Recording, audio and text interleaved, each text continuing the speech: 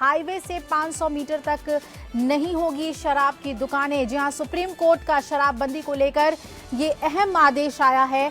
देश भर के हाईवे को लेकर एपेक्स कोर्ट ने ये आदेश दिया है कि 500 मीटर तक, यानी कि 500 मीटर के परिधि तक कोई भी शराब की दुकान नहीं होगी। ये आदेश सुप्रीम कोर्ट ने दिया है। शराबबंदी को लेकर ये अहम आदेश आया है। 1 अप्रैल 2017 तक ही हाईवे के करीब की दुकानें चल पाएंगी और उसके बाद हटानी पड़ेंगी इन दुकानों को। तो देश भर के हाईवे के लिए ये आदेश अब लागू हो जाएंगे। हालांकि 1 अप्रैल तक ये दुकानें वहां रह सकती हैं, यानी कि उसके बाद उन्हें अपनी दुकान को शिफ्ट करना होगा या फिर हटा दिया जाएगा उसे।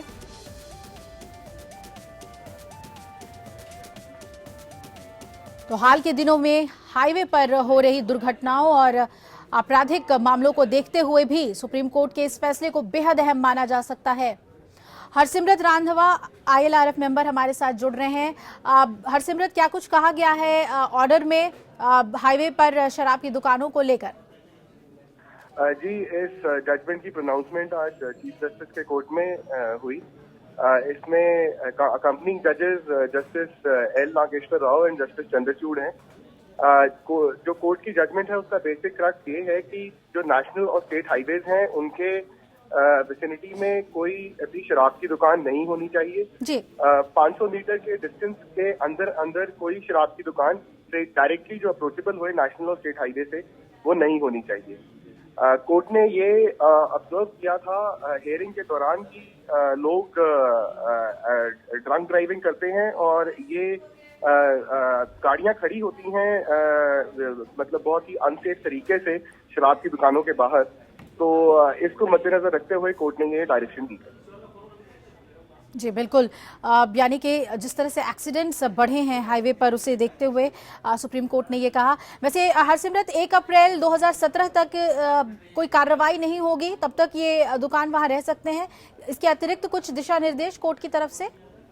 हाँ, जो लाइसेंसेज जिन दुकानदारों को मिले हुए हैं लाइसेंसेज अल्कोहल के, उनको 1 अप्रैल तक की परमिट मिली है। 1 अप्रैल के बाद जब फाइनेंशियल ईयर स्टार्ट हो जाएगा तो कोई भी लाइसेंस नहीं इशू होगा किसी भी दुकानदार को अगर उसकी दुकान स्टेट या नेशनल हाईवे के।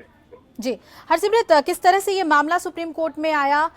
हाईवे पर शराब की दुकानों को लेकर क्या शिकायतें लगातार मिल रही थी और उसके बाद याचिका के जरिए इस बात को सामने रखा गया? क्या कुछ बातें सुनवाई में आई है?